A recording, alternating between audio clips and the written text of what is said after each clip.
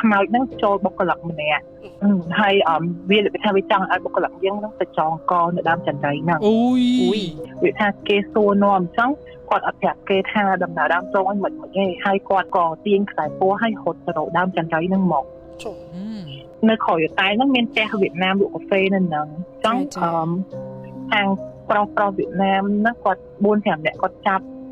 ម្នាក់ហ្នឹងហ៎បងគាត់ស្គាល់យីបុគ្គលិកដែលខ្មោចចូលហ្នឹងហើយវៀតណាមប្រុសចាប់ពី3នាក់អត់ជាប់ទេបងហើយការជំនាន់ហ្នឹងដូចជាគេនិយាយថាបើចង់ដឹងថាខ្មោចចូលឬក៏អត់ឲ្យយកកាភ្លើងបាញ់ប្រឆាំងស្លឹកជីកឬមួយក៏អីដែលផ្ទុះខ្លាំងអញ្ចឹងទៅដើម្បីឲ្យយើងភ្ញាក់បើយើងជាមនុស្សយើងភ្ញាក់ឯងតែពេលហ្នឹងអត់មានភ្ញាក់អីហើយអ្នកខ្លះអញ្ចឹងក៏ខលហៅគ្រូអាគមអីចឹងណាទៅរំគេមកដល់ហើយគេចរចាគ្នា